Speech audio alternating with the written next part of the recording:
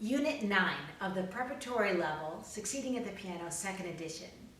It starts on page 48 with a piece called Big Clocks in the House. The illustrations are darling.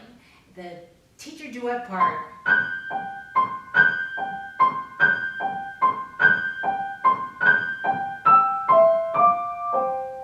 and the student part focuses on a new note, which is the G, a second up from bass F. So you'll notice that the student uses finger 3 on this G. So again, it's almost middle C position. So we're getting our students away from always having their thumbs on middle C. And you're going to see that throughout the rest of the preparatory level.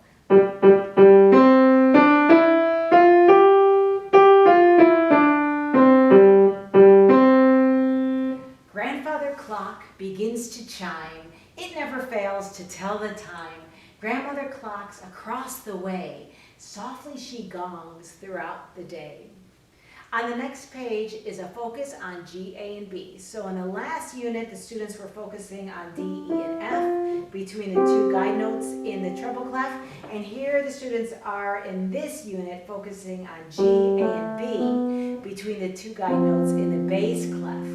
So in this particular piece, Mozart is helping our students learn their practice steps.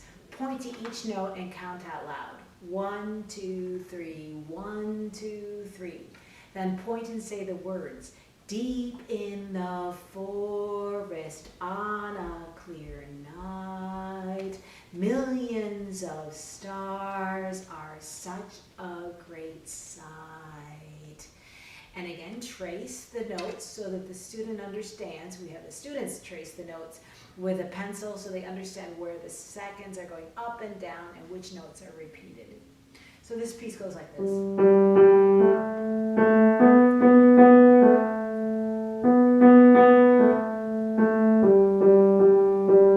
Lift your hands off the keys, wrist first, right? Which is just a basic drip, drop, roll motion.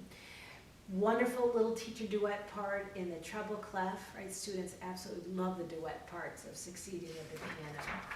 And then on the next page, page 50, here is a technique exercise with Franz Joseph Haydn in the corner, strong fingers and flexible wrists. So we're back to reviewing this again, as we always do in this method. Notice the repeated notes.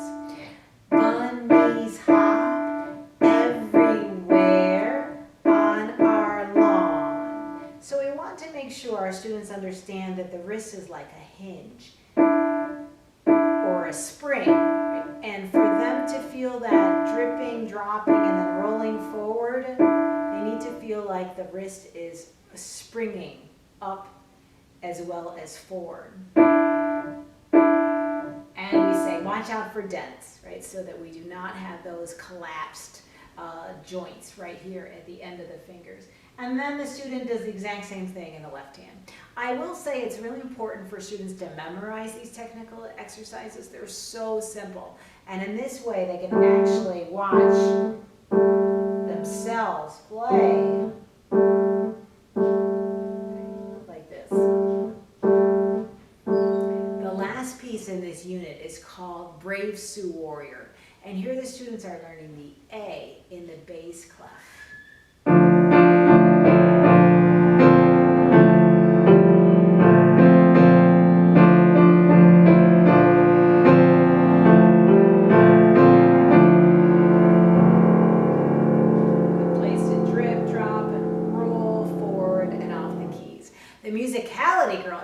Did the piece sound brave? Hi everyone, I'd like to share with you a piece that's in the recital book of the prep level called Stray Dog. It's Unit 9, page 20, and this lovely piece is by Kevin Olson. It's so sad. Poor stray dog, I found you all alone. I wonder where your family is and how you'll get back home. Poor stray dog, I think you look so sad. I think I'll put up signs to help you find your mom and dad. So this wonderful piece, oh my gosh, students get really emotional over this sad little piece.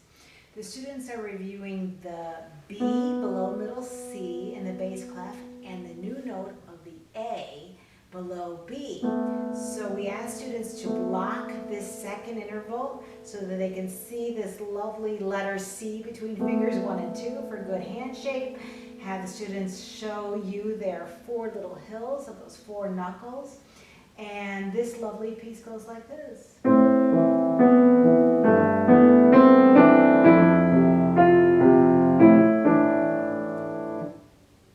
And this lovely piece goes like this.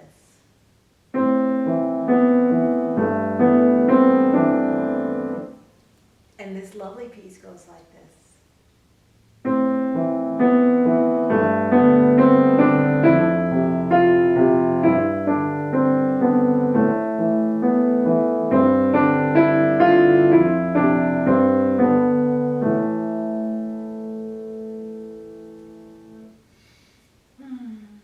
The musicality girl asks, how sad can you make this piece sound? In the theory book, there's a wonderful theory page called The Singing Mermaid. And here the students are looking at a wonderful activity where they have to write in the names of the notes, and then they find their path from the mermaid to the shore. So now we're ready for Unit 10.